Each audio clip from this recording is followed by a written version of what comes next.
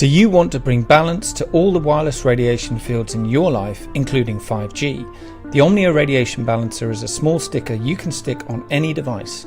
It changes the state of the field and creates a new resonance between the wireless radiation and your energy field.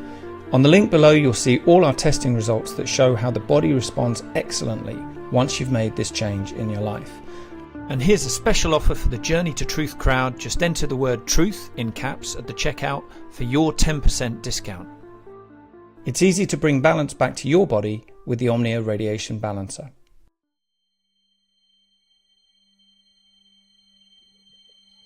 This is totally unreal that this happened like in 1942 on this planet.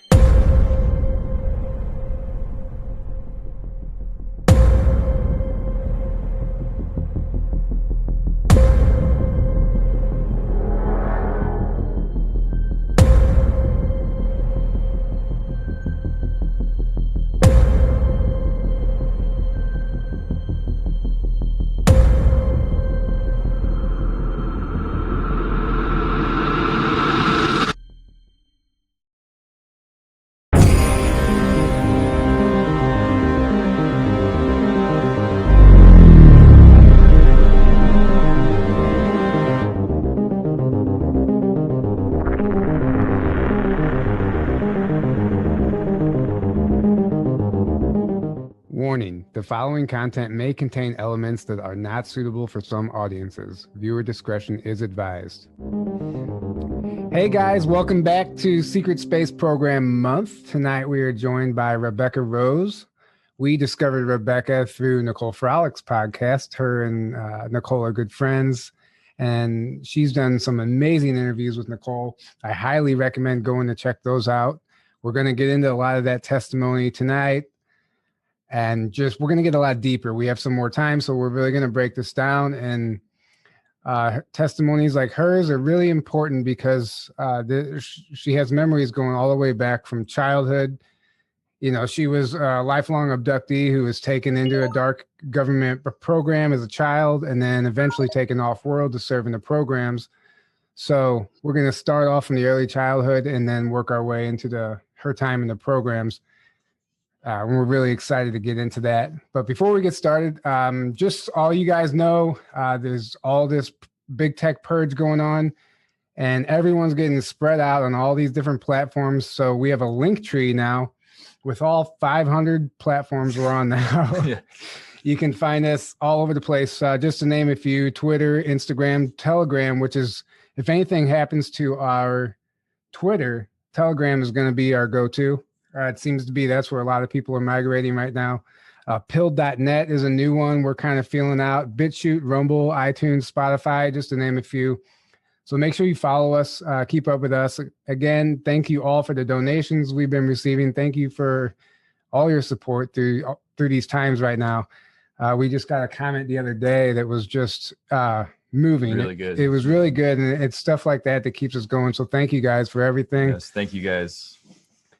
You just listened to the OMNIA commercial, so we have that promo code going for 10% off with promo code TRUTH, all caps. If you don't know what that is, it's a patch you can't really see, but we have them on our microphones. You put them on any radiating device that harmonizes the frequency and turns it into something beneficial for your body.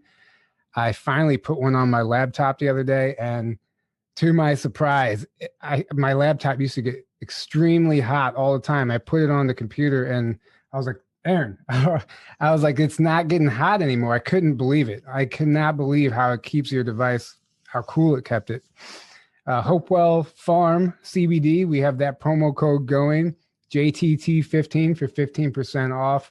And that, I'm not sure how long that's going to go, but that does stack with free shipping for any purchase over $200 or more. So you can use that code in tandem with that.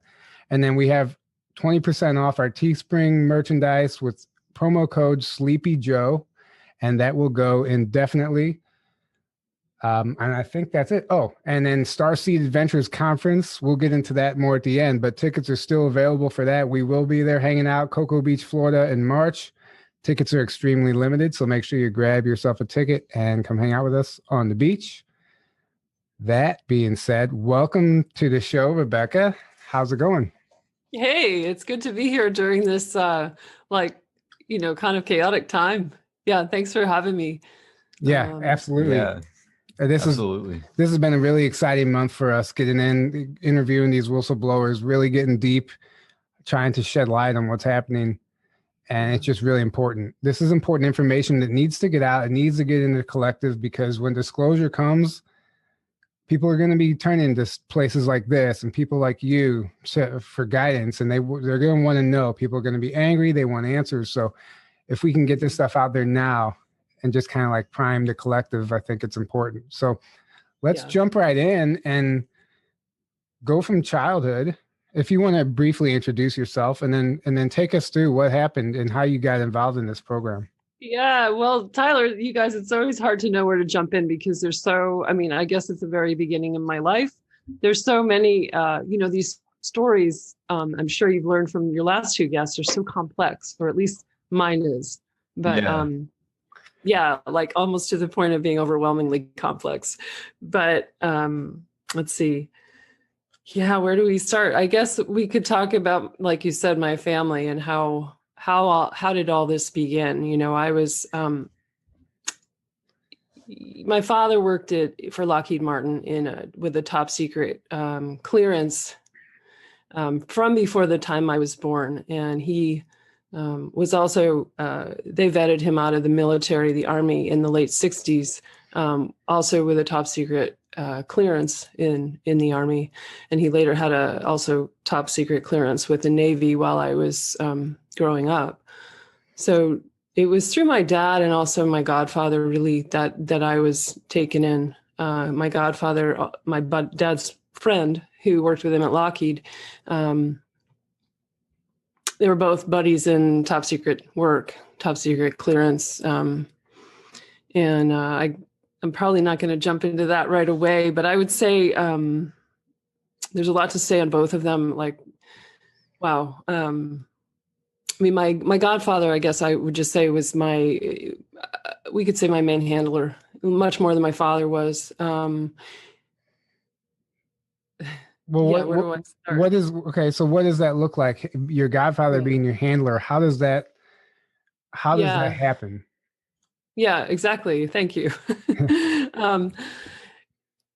I was basically given to him when I was born, and when I was 4, I'm jumping us all right off the deep end here. When I was 4 years old, I remember leaving our house in southern New Hampshire, waving to my mom, and I was taken to what we thought was going to be a pretty girl photo shoot, and it was a child pornography shoot.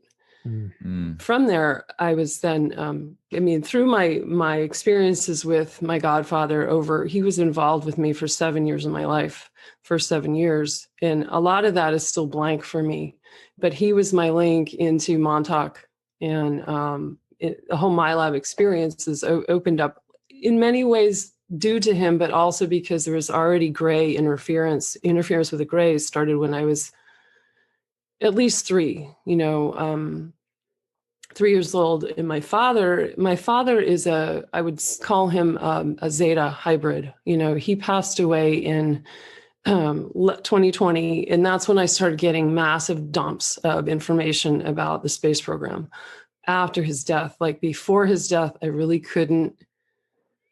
I think it just wasn't safe. My dad, to my small, vulnerable self, I kind of didn't want to know when he was still alive, even though I'd had blips and blurbs of lots of things over my lifetime. It really was like a deluge after he passed away. So he passed away recently in 2020? March 2020. So a lot of these memories are recent. They're fairly new. They're coming back. And I should say I am still really in process with all this. This is an unfolding story that's been going on for a couple of years, with the memory retrieval in a hardcore way. But I'm in no way, I don't want to lead your audience into thinking that I am have a tidy box with a bow on it that has my story in it, because it's messy and it's nonlinear and there's so much to it. Yeah. So I'm still in memory retrieval. I want to share that. Yeah. Yeah, Yeah. and I understand that. Actually, my mom passed away, and immediately, like a switch, I started having experiences and stuff happening to me. So there's something that takes place, that occurs when a death happens in the family like that. So I understand that. Yeah.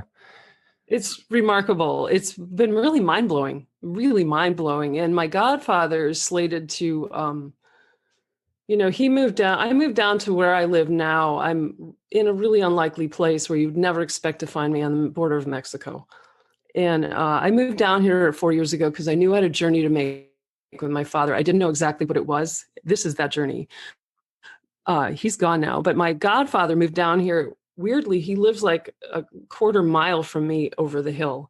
And I made a video recently about some of the childhood stuff about him too, on my YouTube channel. The day I recorded that, he was helivaced out of here with heart failure. I thought that was fascinating. Where I'm going with that is that he's going to pass away soon. And there's going to be, because of the significant role he played, there will be even more of a, ongoing data dump from my memory fields. So take us back. That seems to be how it works. Yeah. So take us back to the childhood. So you were taken to this child pornography shoot. Yeah. What happened? Well, we know this, and this is timely to talk about, in that so much of this is coming up for the collective now. We're being aware now that there's a lot of strategic entanglement that goes on. Within their work, they were, I think my father included to some extent, were with a top secret clearance. This is used as a kind of blackmail. Once you're in it, you can't get out of it, and you can't say anything about it. They use it as a way to meet and discuss business in some ways. It's kind of hard to talk about, I think. But through that mechanism, there's a lot of, the space programs want kids who can dissociate. So that all these traumas were beginning as soon as I was in my mother's stomach. As I was being gestated, there was a lot of trauma already happening, and that creates a kid that is easily dissociatable. So you're leaving the scene while trauma is happening, extreme trauma, horrendous things. And that's kind of a mind fracture that is taking place, which is formalized in programs like MK and the Monarch mind control programming. But when it begins early and in the family, it's even more desirable. They have less work to do to get you to where they want you to be an asset for them. So how did you end up? So you're a Montauk survivor, right? I don't imagine many people survive that program, which is so curious to me. So how did you end up? Do you remember a lot of what was taking place during that time? Like, what were they doing? What were they making you do? Or what was the purpose of what they were even experimenting? Yeah, what was the purpose? What were they doing? And my godfather is a direct link to that. I was taken there about, I was 5 or 6 in Montauk, about 1978, 77. I mean, I was born in 72. Montauk, I characterize as a kind of a Holocaust of all the projects, and another one I'm going to mention later on when we talk about the moon. They're horrific. I mean, I wish I would not have survived, because what we saw there was, I saw children killed. I saw things we shouldn't be even talking about, but living through, we have to talk about them, because that's how they get cleared from the timeline. That's how we heal and come into light, is not by keeping it in the dungeon. Exactly. So do you want me to, can we just jump into that? We can go back into the Greys and my dad and things like that as well, but that's fine. You want to go? No, explain. Let's get into the Montauk stuff and what they were doing. I think it's important. Yeah. It is very important. And when those memories started coming up, I was very, it's almost resistant. I wanted to push it away, and I wanted it to be somebody else's memory. Like I kept saying, is this mine? Maybe this just belongs to somebody else. I'm very porous. I work in the world now as an energy intuitive, a seer, and a channel. So anyway, that's relevant to what they wanted me for in all these projects. But when I was taken into Montauk, what is it about? We know it's in part exploring time and different ways that time can be manipulated. But it's also in tandem, we have like Project Paperclip scientists, the Nazi scientists were embedded with that program, the Montauk Project, doing a lot of, they were specialists at mind control. So that's where my formal mind fracturing was happening there. Some people, I think some SSP folks were taken to Area 51 and other places around the country. Mine didn't happen there. It was at Montauk. So there was a lot of, it's trauma-based mind control is what really MK Ultra and more contemporary, MK has come under many different umbrellas over time. I think it started as Project Bluebird back in 1950.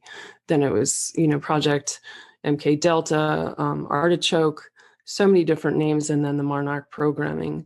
But it's all created to fracture the mind further and further and further. So you have a fractured psyche with different programmable parts, different people almost that can do different jobs and not remember what party A and party B are doing. And again, if you're already dissociative tendencies seem to run in my family because of ritual abuse on my mother's side and problems there, and what I went through before I even arrived at Montauk. So, well, how did you actually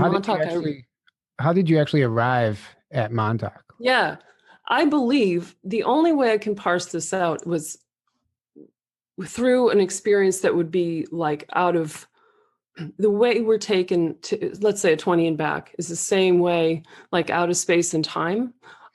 I cannot imagine that they could have taken me back to my mom and dad's house, stuck me on the front door and said, here's your kid back, like you would, because you're taken so close to death. You're starved, you're kept in the dark, you're kept in cages. They kept you in cage?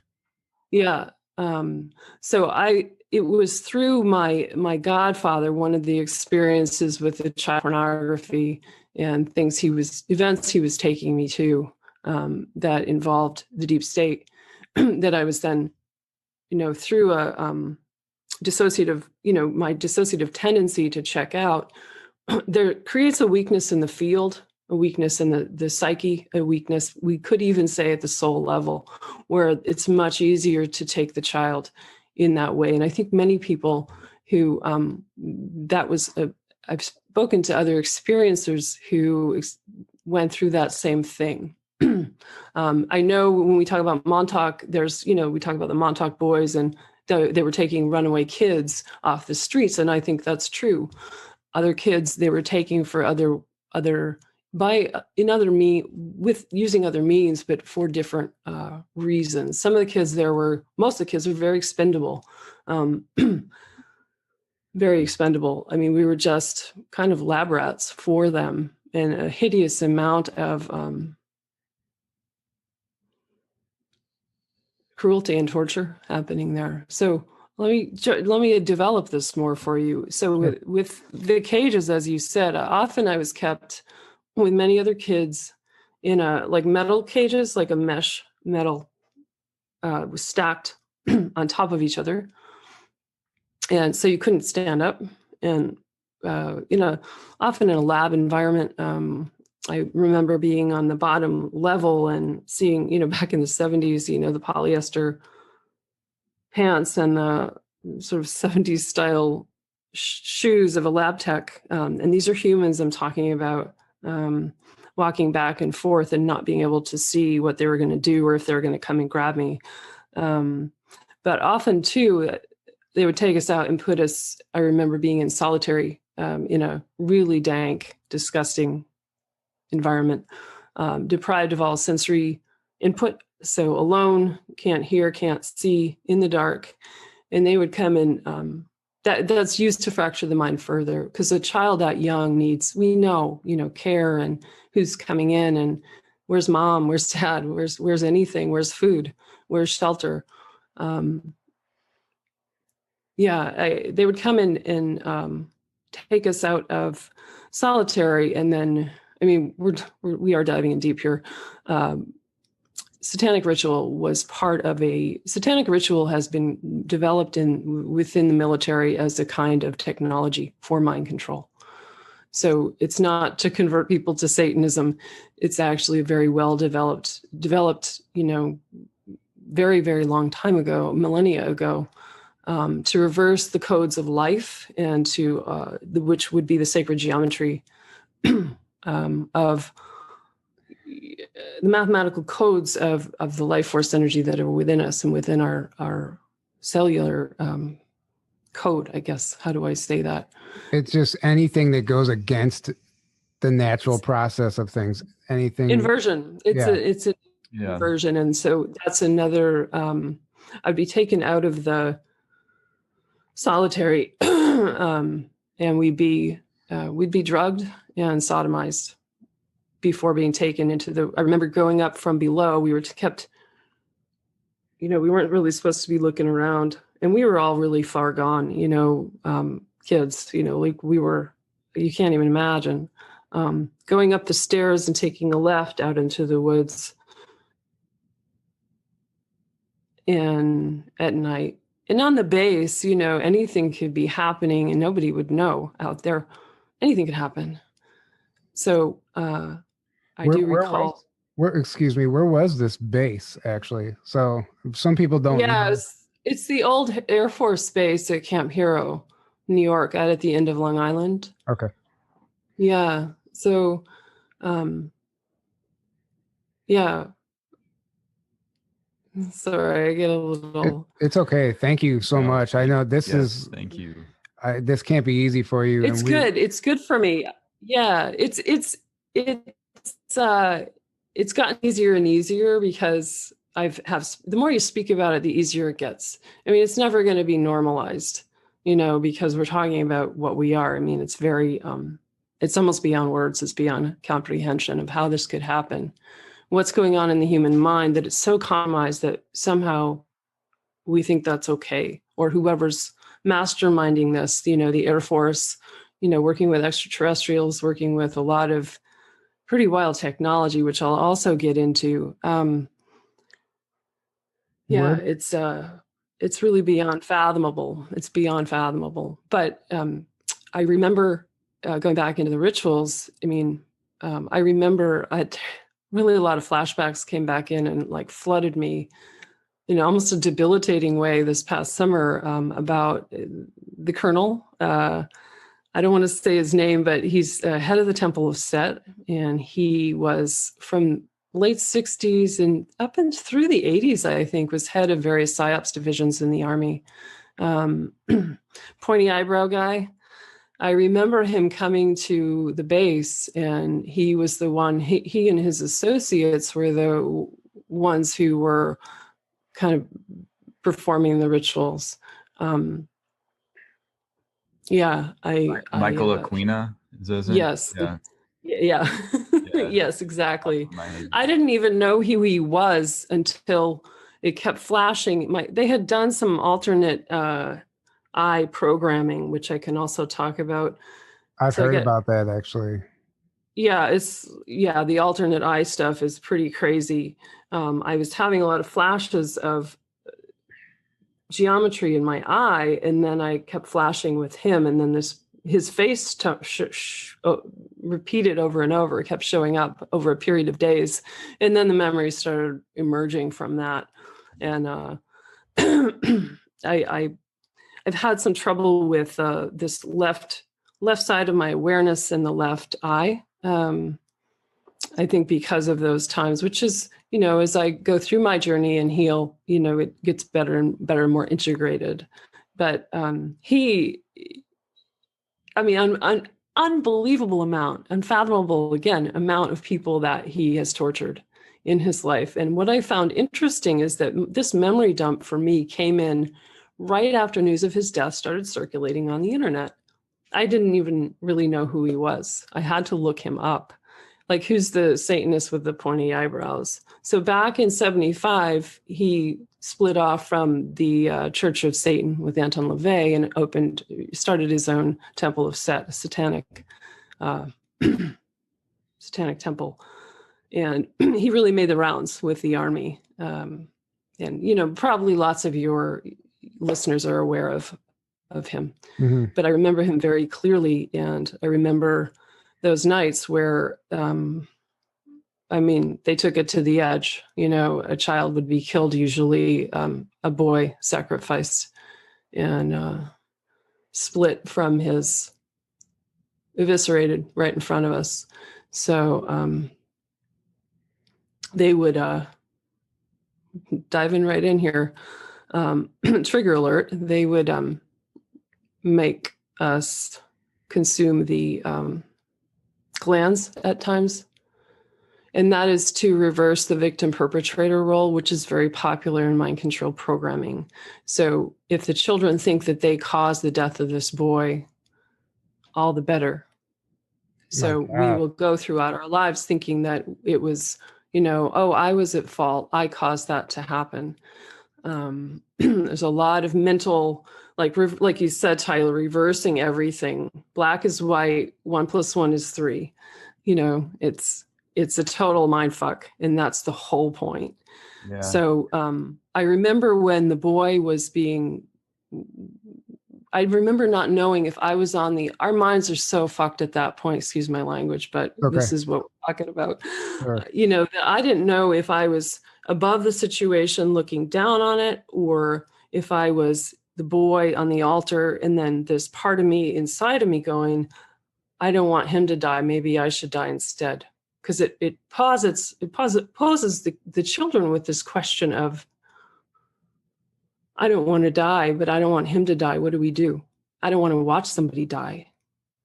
So I'm glad we're talking about this. I know it's super heavy. And if your audience hasn't heard of this stuff, they probably have, I'm able to talk about it because I've done a lot of healing around this. It's ongoing, Sure. seeing things that you can't unsee. Like, there's so many things in my mind that I wish I could go back, and I kind of want to take them out, Yeah. But it's important because if I didn't remember, I couldn't be here talking about it, and then it stays in the dark. So it's, like I said, the satanic ritual abuse is it's a high form of technology, high being, well perfected. Like I'm repeating myself, but that can't be understated. And at first I didn't understand, like, why is this embedded in the military? Because it's the mind control technology. Mm-hmm. So go ahead. It's important. I again, thank you for talking about this. And guys who are listening, we apologize. I realize this is heavy, but this is what we're fighting right now. This is what's going on right now on the planet. This is what this is about. We're trying to put an end to this exact stuff. That's why it's important to discuss this. And it's not easy. It's not easy to hear. It's not easy to hear, but it's good to be aware, because once you're aware, now you almost have like a moral obligation to do something about it. And that's how that's where we're going to see the change. Mm-hmm. Well, it's timely too that it's coming up now, because more and more is going to be revealed. Really. So, I had so many folks. I feel like last year was a landmark year for me receiving emails of like folks, clients, whatever, who were going down rabbit holes at a rapid pace. Like, wow, it causes a huge, it's just like kind of freak out inside for people when their whole reality of what they believe was true seems to be dissolving, or at least it's getting really shaky. So it's timely that we're talking about this. I know in 2020, more has reached more people about kids in cages being kept in underground bases. And it's certainly, we know, not confined to Montauk back in the 70s. This is going on now. It's been going on for decades and longer with the underground tunnel system and, all over the place. There's untold numbers. I'm sure you've covered that on this show of missing kids. Oh, yeah. What's happening to them? Yeah. Well, it's not just, they're not just going missing on planet, they're going off planet too. And that's what people need to understand. Yeah. Yeah, It's finally being dismantled now, finally. But like you said, it's been going on for so long, and it's so much bigger and crazier than anyone can imagine until you start really diving into this rabbit hole. It's just absolutely, I mean, it's inhuman when you get down to it, and that's why most people can't fathom how anyone could do this or how it could go on.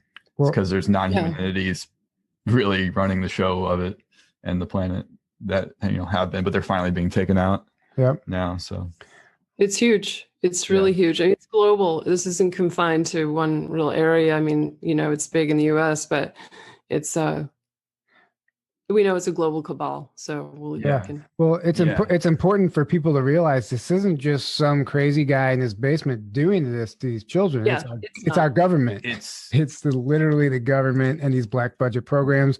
The cabal. Well, it's not even the government, because it's the cabal that's embedded in all governments, basically. Yeah, that's a better way of putting that's it. Above the governments that's really been doing all this. But they're still pulling the strings. They're pulling the strings of governments because they infiltrate, is what they do. They infiltrate governments, education, and individuals.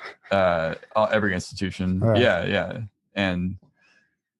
And there's basically what you would think of as demonic entities that are above the Earth human cabal that have been at the top of the pyramid. Definitely. I was just going to say, well, don't forget about all the off-world players. Yeah. Draco, we got the Draco and the Greys. Greys and the Draco prime players. Yeah. Yeah. We'll go on and talk about my mom's family and the Draco genetics a little later. Back to Montauk. Did you see were there ETs there also, or just humans? There were ETs. I mostly was interacting with humans, and there were Greys there at some point. I don't have perfect memories about the ETs who were there. I remember, of course, the Greys and the Draco are like everywhere else. I mostly was working with the lab guys, the scientists. So the alternate eye programming, I guess I could just say about that is I've already mentioned it, was being, I remember being in they had these rows of little kind of little rooms, tiled rooms, cold metal, cold tile, on a sort of a reclining metal kind of table chair thing. And I was strapped in with these glasses or goggles that were displaying different images in each eye at the same time at rapid pace. And the right eye was murder and slaughter and just awful violence in the right eye. In the left eye was numerical sequences and satanic symbols and lots of code, and also a blue strobe in the left eye. And those are running at high pace at the same time and just leaving you completely I can't even describe, for long periods of time. And I think there's plenty of drugging that goes on too, to keep the child in a place where the kids aren't screaming all the time, because that would have been a constant thing at Montauk. So yeah, it's like they have you at such a dissonant frequency all the time. all the time.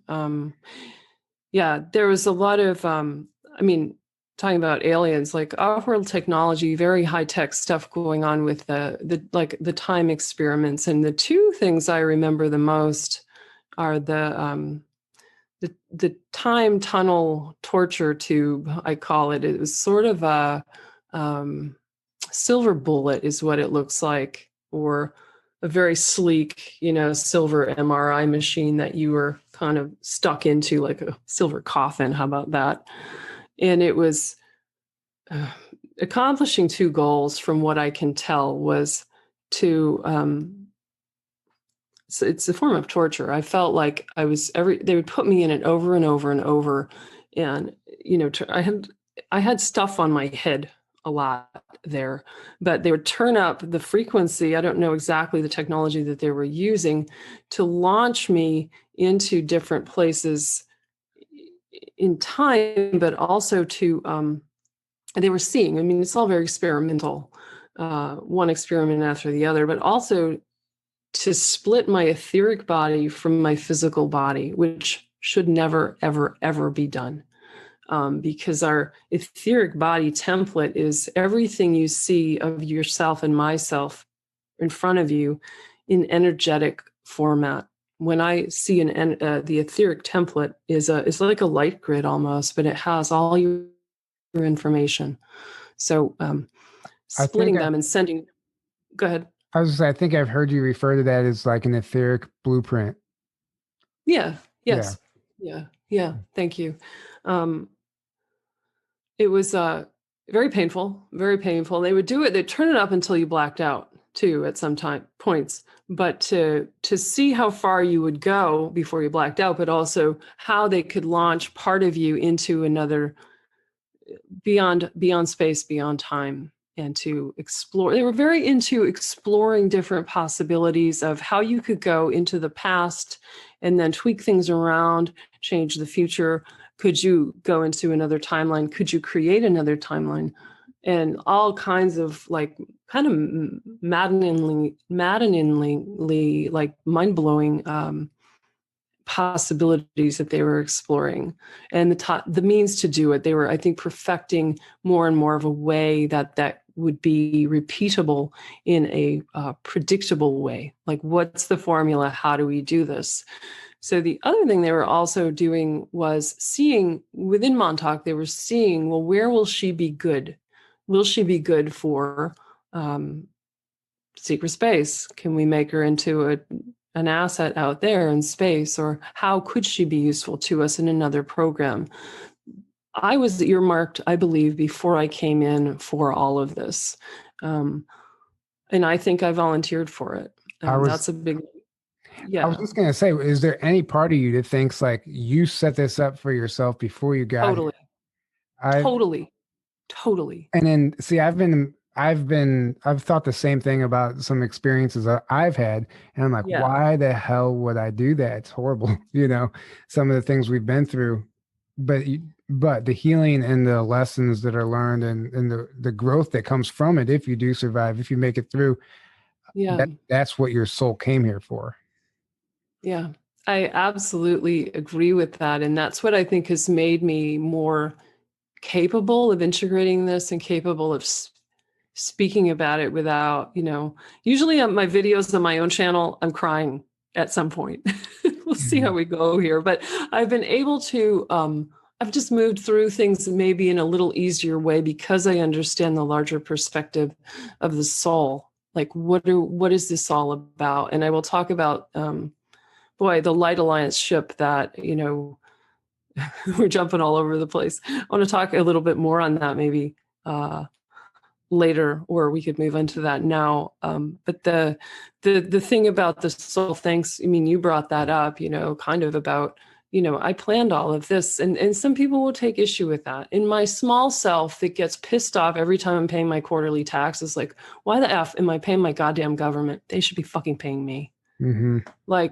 After surviving all that, like, they use us, spit us back out, completely broken, with programming that takes us into a suicide programming, hoping we'll off ourselves. I mean, and there's still, one of the questions in my mind that I turn over again and again and again is what is justice in all of this? I mean, ultimately there's some kind of cosmic justice and karmic justice that plays itself out. There's nothing further needed, but at the same time, it's like that, like my pissed off, wounded self is like, hey, wait a minute, man.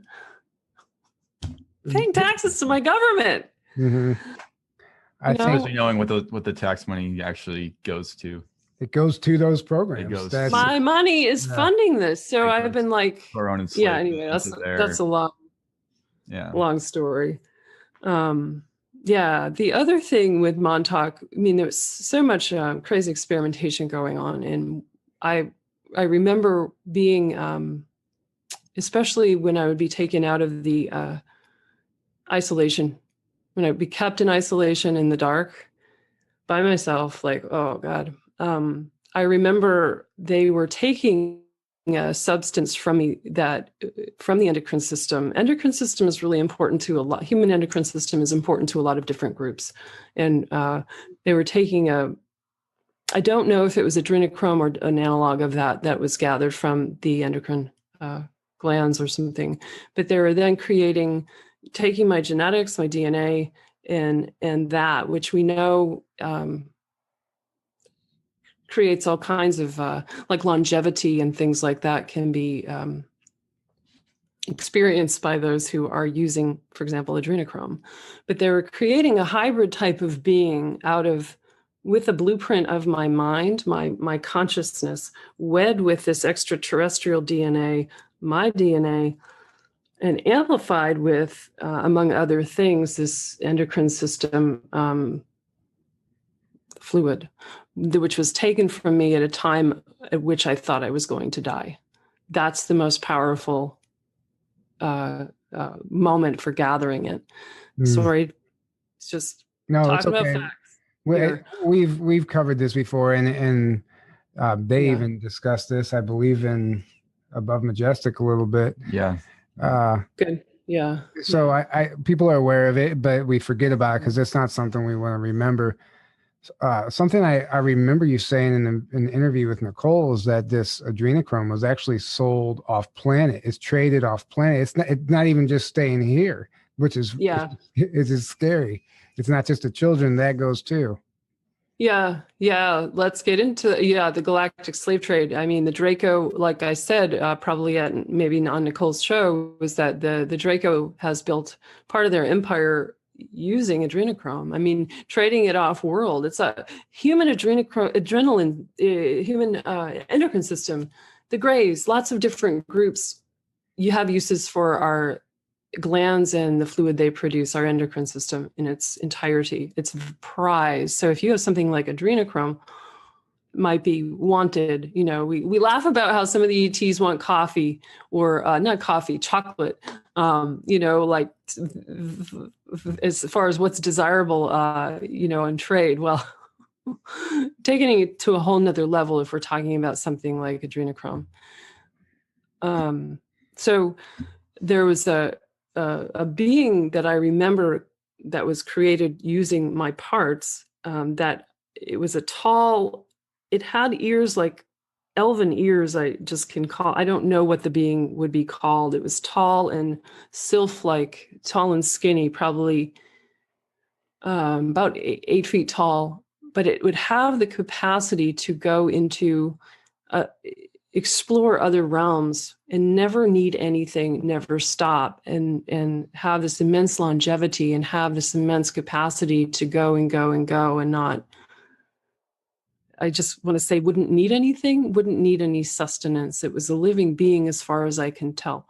However, I mean, I've wondered, like in my mind, like, was that an avatar? But to me, it was a physical, they were experimenting with creation of hybrid type of beings for the purposes of exploring timelines, possibilities, and tweaking things. Remember that, you know, the ultimate end of projects, experiments in time, is really about war, and it's about conquest and domination. I mean, there's a sideshow going that is just about exploring what is possible here with time, but it is, remember, this is the military. This is about service to self, and it's about how can we gain control. So that's really if you wanted to talk about the ultimate end of what was happening out there at Montauk, I would say that's a big part of it, is how can we use this in the war arena? How can we use it in an off-world sort of way? And, you know, it just goes on and on from there. There's a lot of nefarious sort of agenda here. We know that. Yeah. It's just, we know it, but we don't know the details. We don't understand it fully. We probably never will. You know, you're going off memory recall, but like the people involved, I feel bad for in a way. I don't know how these people came to be and why would you ever want to be a part of this? You know, as far as somebody running this program, like they have to be under mind control.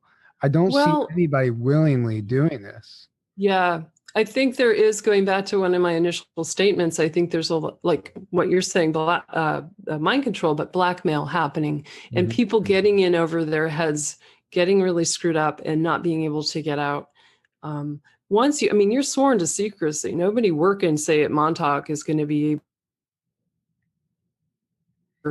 you've got some kind of clearance to be ending up working at a project like that, or anybody in these black ops.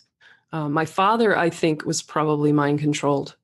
I suspect this, and I believe he was working on projects related to control of mass psychology and psychotronics, among many, many other things, over his decades of service with what I just call the deep state military industrial complex. So, he would often say to me, in the year before he died, I was able to kind of grill him a little bit on his clearance work, which I didn't even know he had. This is how blind I was to what was right in front of me. I didn't even know till last year that Dad was working in black budget programs my whole life. I didn't know that. I just knew he had a job we weren't allowed to ask him about ever, and that he traveled a lot. I had found documents after he died, written in his own hand from the 1970s that were related to psychotronics. And he was kind of fleshing out, they had mathematical equations and scientific languaging, but that's what it was about. And I think with Dad, he was in research and development.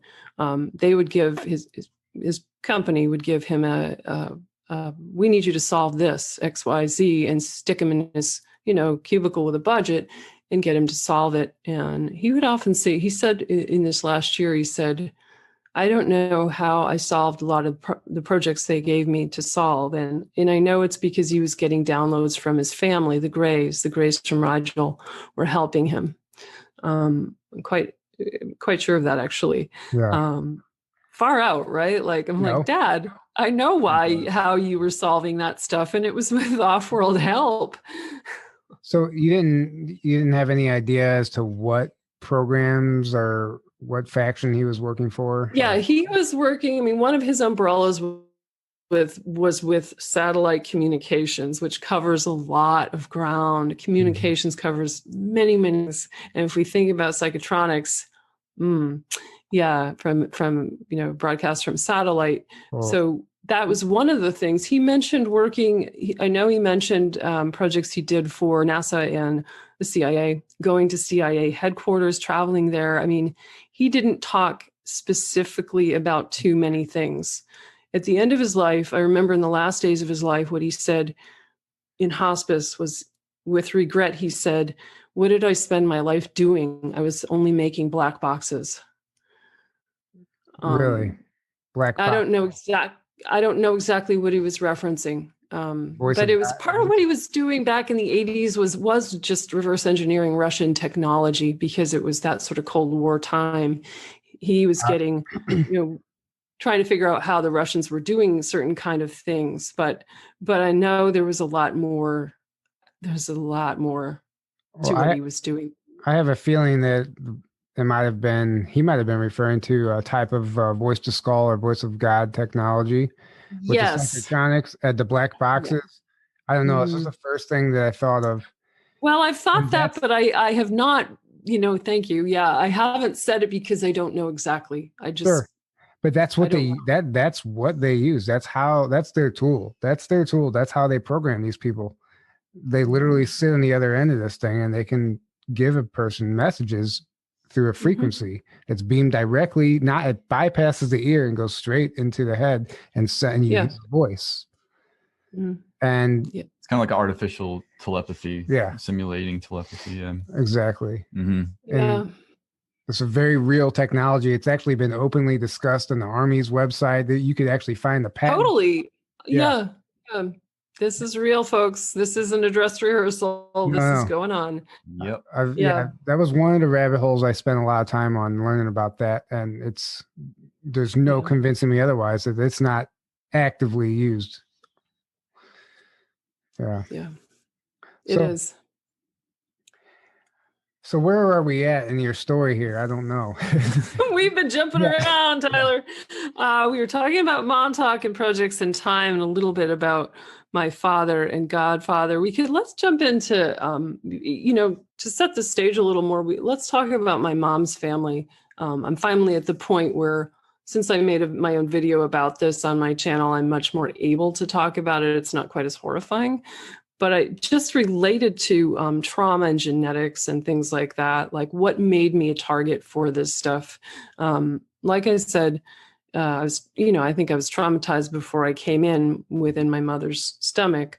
My mom being fractured herself through her family. Her father was a reverend who was doing, ritual abuse involved in kind of old time devil worship sort of stuff. But there's a what I call a family entity that I would see at times as a child during different abuse scenarios that I was experiencing, and also a sort of shape-shifting demon that I would sometimes see my mom as a reptilian. Wow. Really? When she would get up, and my mom was violent. My mother had violent episodes which she would not remember, like really getting up into my brother and I, and not. She would, go into a rage and be, hitting us, and then come out of it. During which time I would often see a reptilian eye, where I always thought she just seemed possessed. And because I didn't have language for this when I was a child. I didn't know what was going on. I just knew I was going to get it. And she would come out of it and not know what she had done. She would kind of, it was dissociative amnesia while she was doing it because she was overtaken. And my mom's German, the programs really like certain German lines. And I think it's because, honestly, I think they have reptilian DNA within them, which is very desirable for SSP. If you want to create a super soldier, for example, the Draco is so powerful. Yeah. There's a book, Secret Journey to Planet Serpo. Sounds like a funny name, but it goes into that exact thing.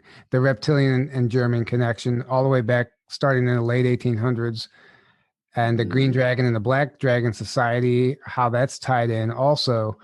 And so what you're talking about, it makes perfect sense. And they cover it very well in that book. Great. I'm going to have to check it out because, when I was putting all this together, I thought, am I effing crazy? Like, is this what I see in my family? And it is. I've had my grandfather, her dad, who fractured her and her brother, and her brother's carrying on the satanic stuff. Biggest sadist in the family is her brother, who's in his mid 80s at this point. My grandfather wanted me to stop this, and he wanted me to start talking about it to help bring light into he died decades ago. Yeah. But interesting to have a visit from one of the perpetrators, saying, forgive me, I didn't know what I was doing. I lost my light. I don't know what happened to me. That seems to be common with a lot of these people. Once they pass and they come through a medium or somebody and they have a message like, guys, like I'm sorry, I didn't even know what I was doing. It's like it wasn't them. Yeah. Really even doing it. Wasn't them. There's a lot of possession going on. And that helps me, Tyler. I appreciate you saying that because wading through the stuff in my family, the stuff that's closest to home with my mom and dad is, I couldn't talk about that stuff for a long time. It was so jarring to me, this stuff it's not just some handler from, the military or some, Draco or extra-terrestrial. This is like mommy and daddy, like break my heart, So you grow up in kind of this place of, it feels 1 + 1 is 3, black is white, everything's inverted. Mm-hmm. Because the child, we're all addicted depth to see what's going on as kids, right? Child sees what's going on, but nobody else is corroborating. So right there, you have the schism going on with the child. The child learns to separate from themselves because my reality is not what anybody else apparently sees. Crazy is the reality that we're all agreeing is reality. And you see what I mean? Like, I'm not explaining it very well, but it's just it's a mind fuck, as a child. None of this makes sense. So child dissociates more and more and more and becomes in the process very manipulatable. I believe everybody in my mom's lineage from Germany got, the genealogy has been done back into the late 1700s. There's sexual abuse, ritual abuse going back a ways in the family. And I think that creates a propensity to dissociate running actually through the bloodline. But with this, the reptilian DNA and then the transformation of, the entity, the dark entities working in a way that they could open a portal in the, whoever they're working with, for that demonic possession to take place, which I always experience as a variety show of shapeshifters. And they were getting to me as a baby, that began for me with my grandfather and then my uncle, and even my mom. They all got their hands on me in that possessed state of completely overtaken by darkness. What that does is make the child a portal itself into a lower realm. And a child, of course, we know a baby is pure light, pure light. I mean, the thing that the sort of energy that they can take from that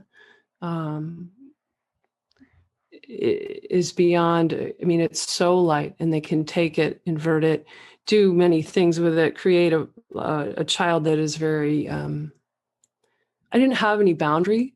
Like, I was completely porous. And I think it allowed for a lot easier handling by, when the Greys were coming in with my father. Greys came in, like I said, around when I was 3 years old, doing genetic sampling and seeing, where are we going to send her? Like I said, it's all predicated before I came in. Where is she going to be of use? And, I have DNA that I would say my heritage is also Pleiadian and Lyran and a variety show. So They want that. We all have certain strands of, star in us. Oh, it's absolutely. Very desirable. The light at the end of the tunnel here for you and this situation, you said this went back in your family through generations, whatever. This is you right now on this show talking, you healing. You're not just healing yourself, you're healing that family, you're healing that family line, that ancestral healing, and you are putting an end to it, because once you heal in this lifetime, it doesn't have to repeat itself again. Exactly. Thank you. It backfeeds all the way down the line. You're you're backfeeding, light tinkering the timeline all the way back to the start, and on and on and on. And that's part of why I'm here. I often at night before I go to bed, I say I dedicate the merit of my journey to my natal family and the bloodlines. So that this can all be freed, all this garbage. Well, that's what's happening onto the whole planet right now. That's exactly what's happening to the whole planet. Yeah. So whatever we're working on, anybody who's, watching, anything you're working on in yourself and bringing into light and healing trauma, healing your issues, healing the shadow is, like, as Tyler said, helping your this comes up in my client sessions a lot too. Like, you're not just helping you, it's really amplified, especially right now, the capacity that we have to really affect our the people we came from is remarkable during this sort of gateway that humanity is passing through. Yeah. It's a great point. Thank you. Yeah. No, it's very apparent. It's very apparent to me that's what's going on here. That's why, that's probably why you signed up for this, to pave the way for a brighter future, because it's time. It's time. Everybody alive right now, incarnated here for this exact thing, for this very moment. Whatever is going to happen in the political arena, all that stuff, that's up for grabs. We don't know. things change in the fog of war. It's changing hourly, daily. So trying to focus on all that becomes very confusing. So we need to do the healing. We need to go back inward and work on ourselves and really accomplish what we're here to do. So true. Love that you said that. Thank you. I always like bringing it around to light, because there is light. We're talking about the deepest, darkest, most horrible stuff. I'm not even, we're just scratching the surface, here. And it's how we bring in more light. It's how we become unafraid of that. We're on a polarity theater stage. That's what we're playing out. Mm-hmm. And so true. Like when I look at, the agreement I made, why did I do that? To go down into the belly of the beast to understand it.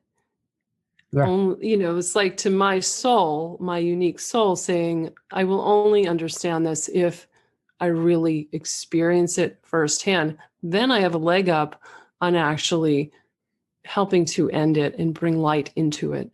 Exactly. Yeah, you can't defeat your enemy if you don't understand how they work, how they operate. You can't take anything down until you understand it. So, you mentioned earlier a White Alliance ship. Am I mistaken? Yeah. Light Alliance. Well, Light Alliance.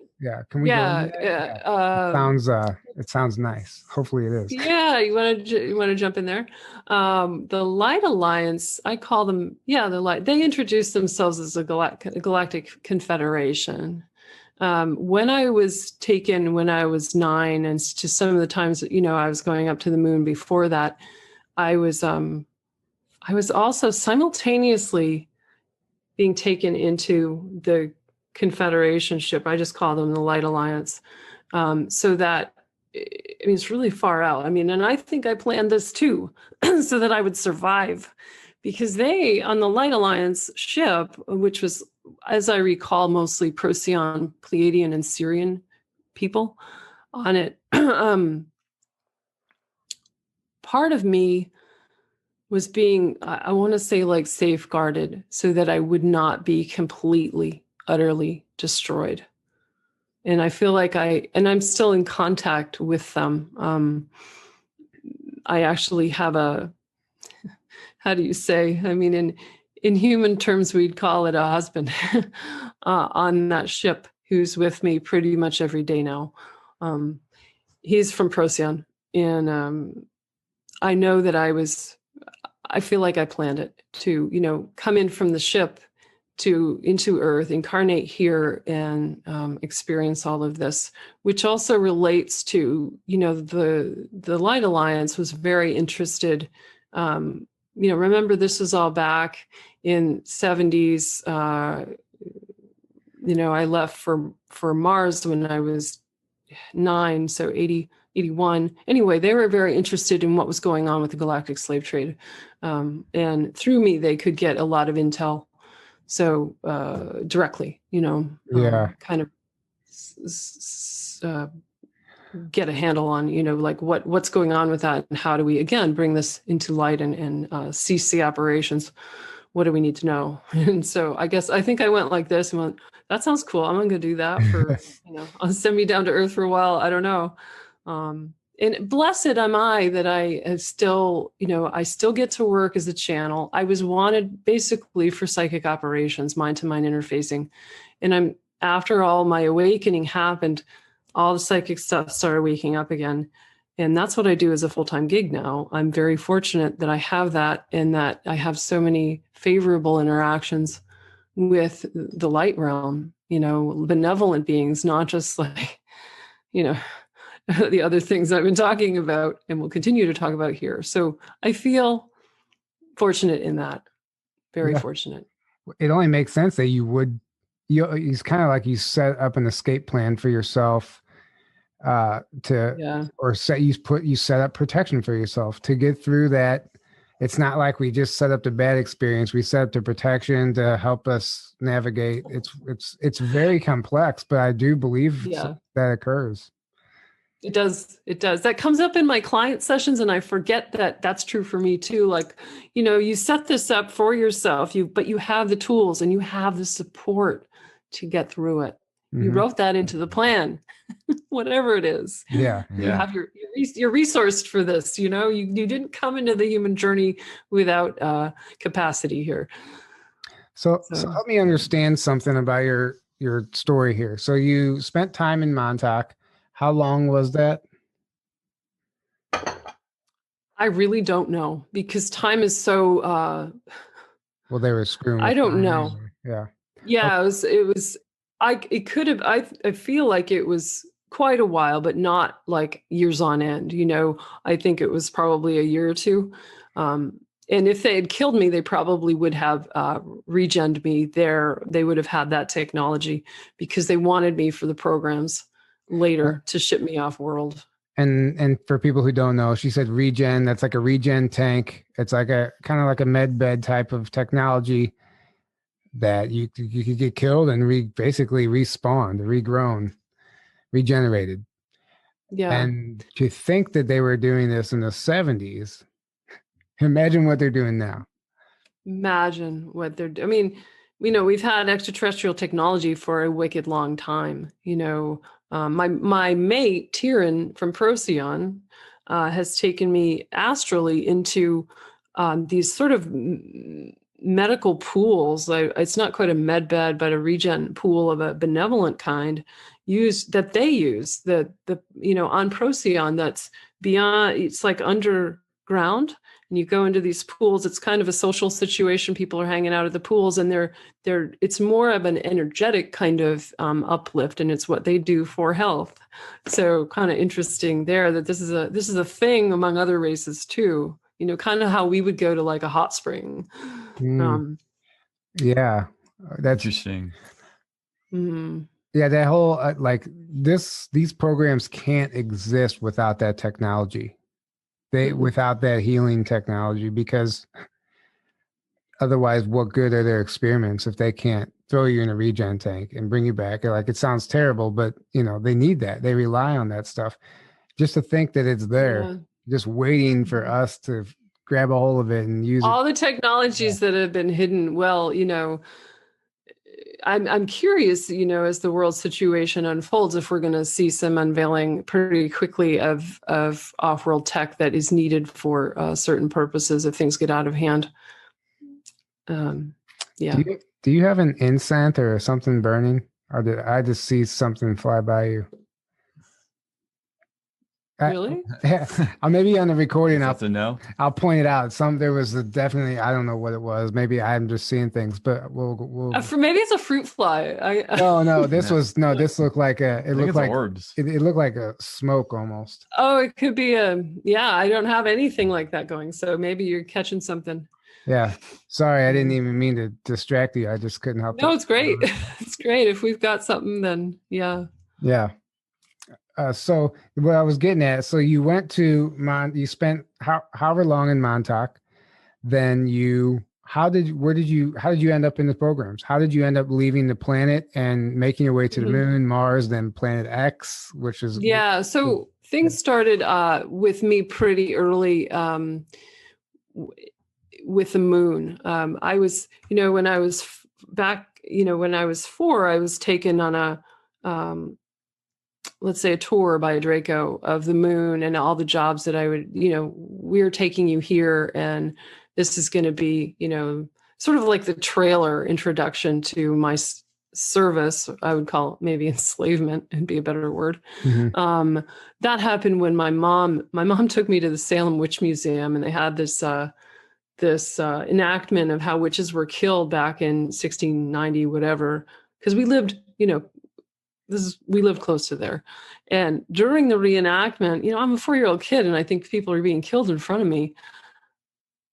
I had a dissociative moment, left my body, picked up, it sort of presses a button in the mind, let's say a red button, like come and take me almost, when there's this much freak out going on for the kid. So that was a cue for the Draco. Took me on a brief tour of the moon. You will be ours. You will do our bidding, and brought me back into the same moment in time. I remember that time at Salem, like so clearly. They stopped the whole production because I was screaming, and I was taken out into the sunshine. And like, I mean, Salem's a weird place too. I mean, it's that area of the world, holy, yeah, lots of underground tunnels there. Anyway, the moon stuff started, moon trips for me started before I was sent to Montauk. I was taken when I was quite small and relatively clean, sort of, right, to the moon to do sort of basic work. And this was happening at night. So I've always had, when I had night terrors like you would not believe, a lot of times that was grays coming in and doing, like, poking around, doing what they do, the short grays. And it's a night terror for me, just to be explaining that, is when I would wake up paralyzed and mute and trying desperately to get away. Those were interferences. They went on into my 30s, and even once in a while, not in recent time, but they were consistent, but very much heavy in my childhood. Mm-hmm. Same. I'd be calling out for mom and nobody would come. But anyway, that's how they were taking me in and out from the moon. I'm very clear about that.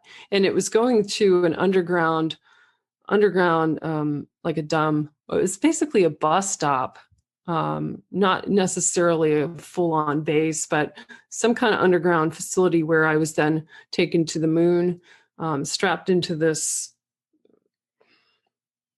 I remember being strapped in over my shoulders, and it's like this hyperdrive kind of, I can't explain the technology. The guys could probably say more about that, but ending up underground on the moon. And that went on, back and forth, was like going to a job every now and then. I'd be taken out to go to the moon. And just somewhat disturbingly, I don't exactly know how long each stint was.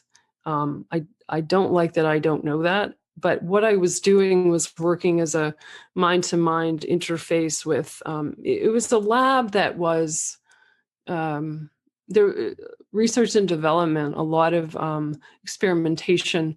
This was run by predominantly Greys, Draco, and Nazi-allied humans. From what I recall, I interacted mostly with the Draco. I felt like they were sort of my bosses there. And it was, they were doing cloning and more genetic experimentation and splicing DNA from various beings. This was happening on the moon. Mm-hmm. Yeah. Yes. What I will say, and what I understood, in my early interviews, it's so ironic. I said numerous times what I saw there was a kind of hell realm that looked a lot like reports coming out of Dulce, New Mexico. Mm-hmm. What I realized recently, just, in the last couple of months, because I kept saying, could I have been sent there, was that there was a damn gate. You go, some of these portals or these doorways will take you off planet or off wherever you are. It's like you walked into your bedroom and you're somewhere else. So I was actually I didn't know this, sent to Dulce lab, which is another information set or other memory fields that I really resisted, because it's not even human. I mean, it's no place that humans are in charge, at least the levels of that facility and that I was at. It was just like beyond what the mind can fathom. And the darkness, again, there was like wicked. I've heard that wicked. About Dulce. I've heard it's the mother of all domes. And they said basically the unimaginable can happen in the true sense of the term, meaning that we actually can't fathom what's going on down there. And apparently some of it's even occurring in other dimensions. It's like really complex what's happening there. And obviously there's a portal system, there's jump rooms. Yeah. So you're saying that you thought you were on the moon, but you were really in Dulce? Or no, I was taken to the moon. So topside operations and the cleaner stuff were going on the moon. And then the real dungeon type of stuff, there's, stuff they couldn't get away with on the moon. This is, fairly, let's say, tidy, all things being relative. The Dulce would be where they would need to do. Dulce is lawless, completely rogue, absolutely anything goes, and it's run by It's run by ETs. Those development labs are not human. From what I understand, that's like the central hub of the cloning program as well.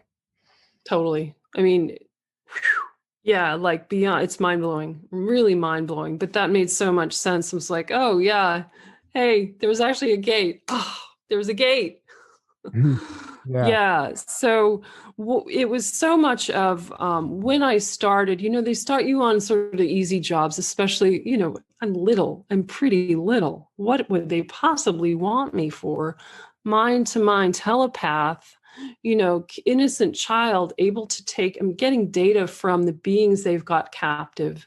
I'm taking snapshots of all the data within their DNA, transferring it to some part of my head, and then it's being downloaded to the boss computer, right? So it's cataloging all this information of the different beings, and it's also getting intel on how are they, what's, anything I could possibly want to know about their history, what their intentions were, what what are these beings good for? Like what are we going to do with these captors? A lot of times they had a plan, but there was also, within Dulce, my God, pieces and parts. And again, we're back at endocrine system stuff here, Dulce. And human endocrine system and things that they were trying to clone. The Greys there's so many variety of gray. I mean, the Greys go off in so many places we probably can't keep track, but in many sort of subspecies, they seem to have congenital defects that they are trying to fix. And I know that was my father's case, and part of why they were tampering with me early on was to get something they could use and that he could use. There's this, anyway, the Greys are trying to figure out how to stop the degeneration of their own biological system. And that's why they're so interested in the endocrine system and what it can do for them. So, when we talk about the cattle mutilations and stuff in the San Luis Valley, that's kind of what they're after, is parts that they might be able to use for themselves. But again, here we go back to experimental beings, like you said, Tyler, cloning. What can we splice and dice, and what is it good for? But it was also, when I was there at this particular part of the moon, it was actually a huge galactic slave trade hub. And so some of the beings, were being traded off world, out of our system. And this was part of what was going on through Dulce and, the beings that could be used as currency, as a kind of trade. Captive beings that, some of what they were doing too was making beings, like, for want of a better descriptor, like more psychic, creating more light codes in beings that didn't have that. So it's just a mind-blowing array of different sort of procedures that they were looking into. And I remember I just remember appearing, like almost like tiptoeing through this dark place, and there's beings in cages in this there's no light. It's all very, there was just this orangey kind of glow. And I would be going up, and why they wanted me in part was like a kid, me, before I went to get my mind really effed up at Montauk, was just like that sweet innocence. And like, I just wanted to be friends with them, but instead I was there, like, getting their intel and stealing stuff from them. But it was so easy for me to interface because I was a child with them. Do you think they did anything to alter you, or did you have that natural ability? Well, I think I had. I mean, I had the ability, but I think they accelerated it somehow to make it more. Like just amp it up. Yeah. Sure. And also so I could relay what I was seeing there back into their, computer. So probably, I think a implantation probably helping that relay. Yeah. Well, and a lot of what you were doing too was they were gathering that intel because I think it was Johann Fritz or somebody said that there's really no currency in the No, there's no currency. But the currency, but what is just as good as currency is DNA. Yeah. It's all about DNA and technology. Everything, all the currency is tech and DNA, period. Yeah. So it actually is currency. People they have leverage with a specific DNA from a certain race, let's say. Totally. Oh God, yeah. It's just whatever absolutely they value is currency because there's no money system or anything. Same here, actually. Yeah, exactly. So. Mm-hmm. Yeah. I was also like something about me when I was small, ferrying parts or product back and forth through the gate. I think because of the nature of the vibration of Dulce, I think they needed the innocent child vibration, the light vibration, to help the gate work. So like just escort, okay, bring them in, bring them out, put this here, put this there, just like kind of simple, but it was the vibrational or the frequential information in me that they were looking to use, and other kids too. But it was also on the moon, experimentation on humans, creating AI. And, I had a Draco there say to me, we have everything we need here to create the perfect human, meaning a race of completely controllable slaves. Sure. And that's kind of what they're trying to do to us, which they're failing at. Which they're failing. This will not win. This will not win. But yeah, the message coming through from a lot of people don't trust channelers and stuff, but a lot of psychics and channelers are getting a message like, we don't know what this is going to look like or how it's going to play out, but we know that they don't get away with it. They don't get away with it. Like something happens. Mm-hmm. Well, yeah. Well, I think underwriting maybe the script of our whole our duality play here on the stage of Earth is written at the light. We go back into what I call the ancient future from Lemuria and the more ascended elements of Atlantis. It's all written in us. We're just kind of playing this out, regardless of what the surface war happens to look like right now. And I think our purpose here is really developing our consciousness. Of course. What's incredible to me is that we've been talking for over an hour now, and you're still at age 5. And like we haven't even gotten into the adulthood of what you've experienced. Yeah. And we have more time now. I just thought that was interesting. I just thought I was like, man, like, and well, they did take, it was only a few more years before they took me to Mars. I was only 9 when they took me to Mars. So, Yeah. So we'll talk, let's discuss a little more about the moon and we'll wrap this first part up and then we'll in part 2, we will get into Mars and then the Planet X stuff, which I'm really, really curious about. And obviously there's a bunch more packed in between there. So on the moon, okay, you were remembering experiences at Dulce and the moon, and this took place for a few years from like 5 to 9, and then 9. What happened? Do you remember like your daily life? And starts.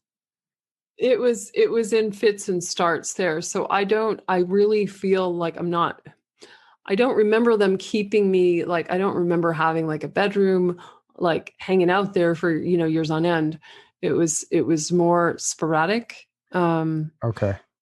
Yeah. I just remember, and I was a child, I was young. So of course it would have seemed huge, but both facilities seemed so enormous.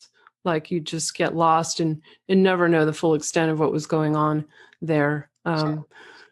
So where on the moon would you say this base is located? Yeah, it was in the back. I mean, obviously the back side of the moon, and the upper, if you're standing and looking at the back side of the moon, it's on the upper left quadrant toward the center line. So if we're looking at it from the front side, it would be like the 3 o'clock position on the back. It would be like more like 1:30, but kind of in toward the main line, the axis. Okay. You know. Sure.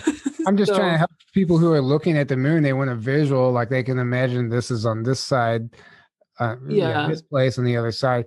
And this facility, did it have a name? Do you remember any of that stuff, or you just knew it was a place you went? I don't. And I mean, I could guess, but I don't know, because this also seems like a bit of rogue element. You know, there's a lot of bases back there.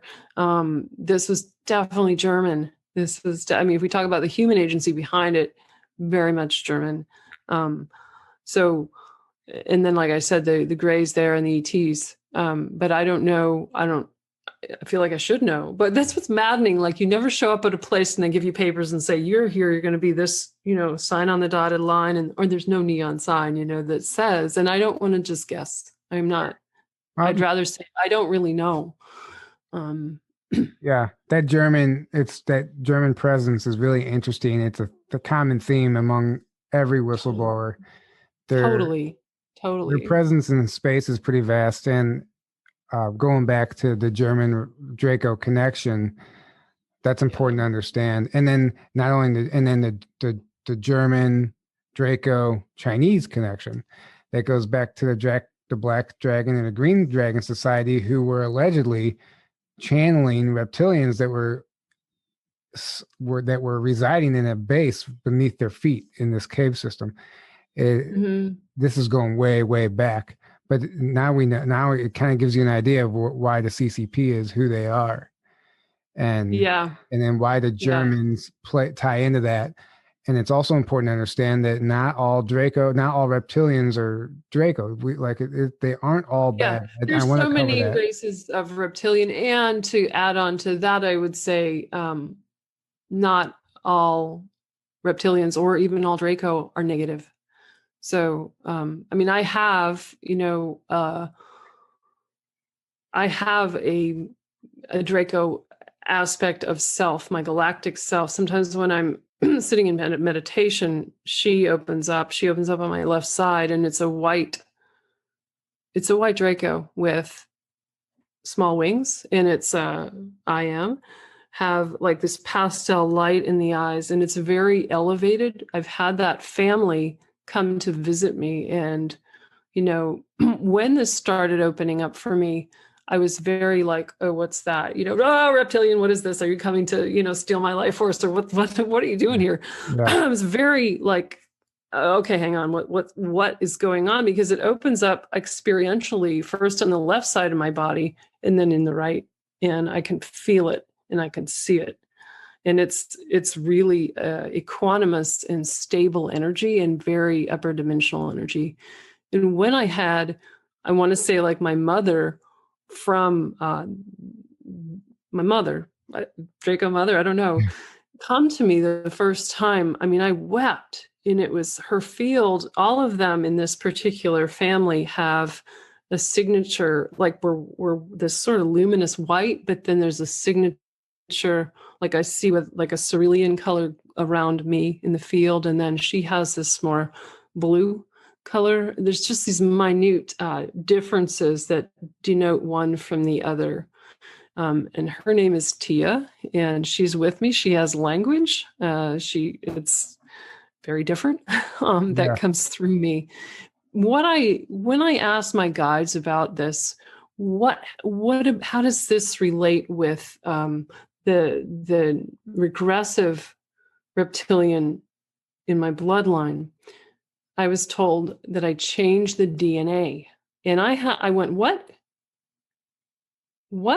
Did you say? I had to look it up. I was like, what? Can we change our DNA? And fair enough. I had to go do some research, DNA 101 for dummies. Not exactly, but I was like, wow, are you kidding? So from the work that I've done, I have changed the DNA in the line. So that goes back to what you were saying about you're clearing the bloodline. I'm like I am clearing the bloodline. Yeah. So that's my wrap on that. I wanted to share that. It's an important point. There's tons of reptilians. They're not all negative. And in fact, this group of the lighter white Draco, I think what I have been shown is that they came millennia ago in the Draco Wars over to Lyra and were subsumed by the lighter Lyran culture, this particular group, which is rather anomalous.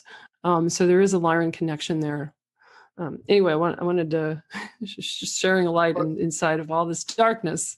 No, it's a good point to make. It's a good point to make because when half of the planet doesn't even know what a reptilian is, right? So when people start waking up to this, they have to realize, like when I first came into this, reptilians were all bad. I didn't think about there being good ones because that's all I was learning about was the negative aspect of them. So I like that we get to cover. It's just like humans aren't all bad. It's so like the races are so like that. I mean, I even think, there's probably grays out there that aren't all, service to self. I haven't met them yet, but they probably exist. I've had different interactions with different reptilian groups and they can be very light. They can be gentle. They can be nurturing. And we've got like, some of them are very ancient and very wise, almost, I want to say like a grandfather or something. So, you have to use your discernment. And as a channel, I'm always having to pause and go, okay, read the signature. Like, don't go with what your cognitive mind, what your conceptual mind is leading you into, reptile, fear. But be discerning, be careful, but learn to read the energy signature. That's where you find all the information that you need. Mm-hmm. Yeah. Yes, absolutely. So we're going to go ahead and wrap up this first part. We'll go ahead and let people know where they can find you if they want to learn more. And I know you do readings. Explain to people what you do. Yeah, I do all kinds of stuff. Yeah.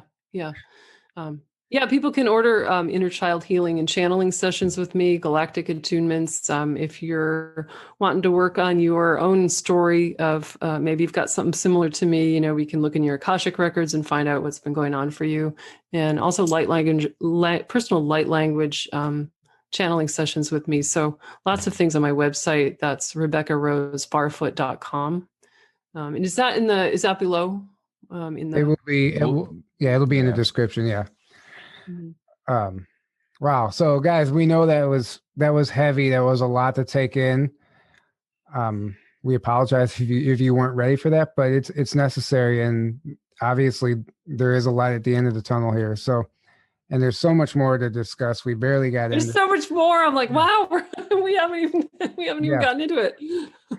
So, thank you for tuning in to part 1 and stay tuned for part 2. We will be back in a few days. Good night. Okay.